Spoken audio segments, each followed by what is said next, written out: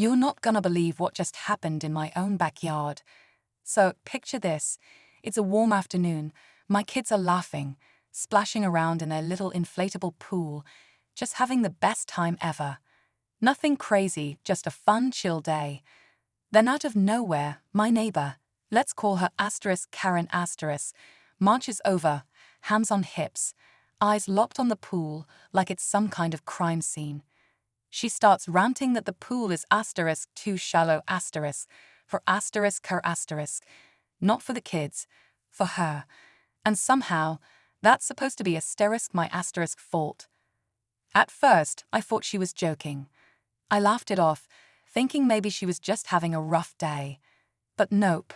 Next thing I know, she's threatening to call the cops. I'm standing there thinking, wait, what exactly is illegal about a kid's pool in my own yard? But she's dead serious. She pulls out her phone, dials 911, and starts demanding I be arrested. For what? I still don't know. The whole thing spirals so fast I barely had time to process. My kids are watching, confused and scared, and I'm just trying to keep things calm. But when the officers actually showed up that's when I realized this was way bigger than I thought. And what happened next? You're not gonna believe it. So the cops pull up, 2 patrol cars, lights flashing like it's some kind of emergency. I'm just standing there, soaked from scooping my toddler out of the pool, totally confused. Karen's already waving them over like she's the one who called in a major crime. She starts ranting to them about safety hazards and how the pool water isn't deep enough for regulation standards. I'm like, what regulation ? It's literally a kiddie pool. Not even a foot deep. At this point, one of the officers comes over to me, super calm, and asks what's going on. I explain everything, how the pool's just for my kids to cool off, it's on my private property, and I've never had an issue until Karen decided to make it one. Meanwhile, she's in the background yelling about how she could have hurt herself if she ever tripped and landed in it. Like, what? Turns out, she tried to say she had previous injuries, and the shallow water was a liability, again for her. Not my kids. Not any child. Just her. I couldn't even wrap my head around that logic.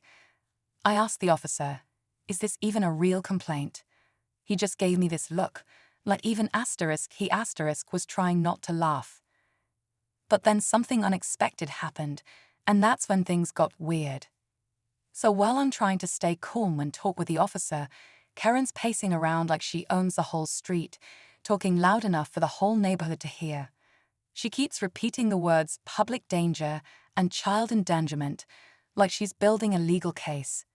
Mind you, this is a soft, inflatable pool you can literally fold in half. But now she's dragging my parenting into it, telling the cops that I clearly don't care about child safety, and that my irresponsibility could lead to someone getting hurt. I'm standing there thinking, is this real life ? Then one of the officers asks if I have any permits for the pool. Permits for a kiddie pool? I honestly thought he was joking, but he was serious. Apparently, Karen had told them I constructed an unregulated water structure. I swear she made that up on the spot. At this point, neighbors start coming out of their houses, watching from their porches. Some of them I know, others I've barely spoken to, but now everyone's suddenly part of the drama. One neighbor, who I've barely ever talked to, actually walks over and whispers, she tried this last summer with us, over our garden hose. That's when I realized this wasn't just about my kid's pool. Karen's got a pattern, and what she did next took everything to a whole new level. Now I'm really starting to feel the pressure. The cops are asking more questions, writing things down, and Karen is acting like she's won some kind of neighborhood battle. She's standing with her arms crossed, giving smug glances, like this is exactly what she wanted. And the weirdest part, she starts going on about how small pools attract mosquitoes, and how water sitting in direct sunlight is a breeding ground for bacteria, saying I'm putting the whole community at risk. The kids are inside now, watching through the window, and I can tell they're scared. I'm trying to keep it together, but inside I'm boiling. Then Karen pulls out a folder, a literal folder, full of printed out pages, local codes, health articles, and what she claims are safety standards for backyard water structures. I swear, it looked like she'd been building this case for weeks, just waiting for the right moment. She starts handing the papers to the officers, pointing to random highlighted lines that, honestly, didn't even apply to kiddie pools. But she was so confident, it actually started to make the cops pause. One officer steps away to talk on his radio. Karen turns to me and says, "You're going to regret ignoring me. I warned you." And that's when I knew this wasn't just some petty neighbor complaint anymore. Something much bigger was coming, and it was headed straight at me. As I'm standing there, still trying to make sense of how a kiddie pool turned into a full-blown investigation, the officer who stepped away comes back, but this time his whole vibe has shifted. He looks more serious and asks if I've had any prior disputes or complaints filed in the neighborhood. I'm caught off guard. I say no, because I haven't. But then he tells me that an anonymous tip was filed earlier that week claiming I was operating an unlicensed daycare. My heart dropped. I couldn't even respond at first. All I could say was, "Wait, what?" Karen's standing there, stone-faced, like she had nothing to do with it. But I knew. This was never about the shallow pool.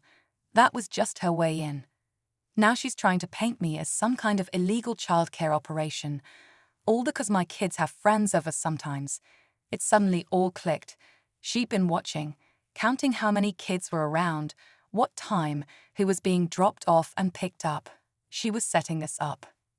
The officer said they now had to do a wellness check inside the house just to follow up. My stomach turned. This wasn't just embarrassing anymore. It was terrifying. Karen was using the system to try and ruin my life. And what they found inside the house, that changed everything. The officer asks if he can come inside, and at that point, I don't even hesitate. I want this whole thing cleared up. I walk him through the house. Clean, calm, totally normal. My kids are sitting on the couch with juice boxes, watching cartoons. No signs of chaos, no group of random kids running around. Just a quiet afternoon that got completely flipped upside down.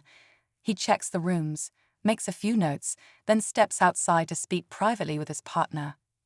Meanwhile, Karen's still outside, arms crossed like she's waiting to hear I've been hauled off in cuffs.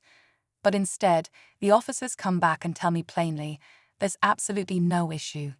No daycare, no violations. They say it's clear I'm just a parent looking after my own children, and they apologize for the disruption. I finally exhale. I thought that was the end of it. But just as they're getting ready to leave, one of the officers gets a message over the radio. Turns out, this wasn't Karen's first time abusing emergency services. There were multiple flagged complaints tied to her name, all against different neighbors, over completely made-up concerns. This time, though, she went too far. The officer turns to her and says, "Ma'am, we need to have a word with you." Her face dropped. That's when she got in trouble. So now the tables had completely turned. The same officers Karen tried to weaponize against me were now asking questions. She kept trying to deflect, saying she was just looking out for the neighborhood and had a duty to report unsafe activity. But they weren't buying it. One officer calmly explained that filing false reports, especially calling 911 over non-emergencies, is a serious misuse of emergency services. They'd reviewed her call history, and turns out she had a pattern of this, harassing people over their sprinklers, barking dogs, even once for someone's recycling bins being too loud. Karen tried to walk away, but they asked her to stay put. She wasn't under arrest, but they needed a full statement. Meanwhile, a few neighbors who had gathered nearby started chiming in. One woman told the officers that Karen had accused her teenage son of illegal skateboarding in their own driveway. Another guy said she reported his grill as a fire hazard because the smoke drifted into her yard. It was like everyone had their own Karen's story. And finally, people were speaking up. I just stood there quietly, holding my youngest's hand, feeling a weird mix of relief and disbelief. This whole situation had gone from a simple kids' pool to nearly being accused of running an illegal daycare, all because someone didn't like seeing joy in someone else's yard. But in a way, it brought the whole street together. People who barely talked before were now sharing stories, laughing a little, even checking in to make sure I was okay. Eventually, the officers wrapped up their questioning, and Karen stormed back to her house without saying a word. I overheard them mention a follow-up with the city to formally report her pattern of false complaints. After that, I deflated the kiddie pool, not because of her, but just because the day had gone so sideways. I needed to reset everything. Later that evening, a neighbor brought over some ice cream and said, "If you ever do open a daycare, I'll be your first customer." We laughed. It felt good to have that kind of support after such a wild ride. And it made me realize something important. Sometimes people like Karen thrive because no one pushes back.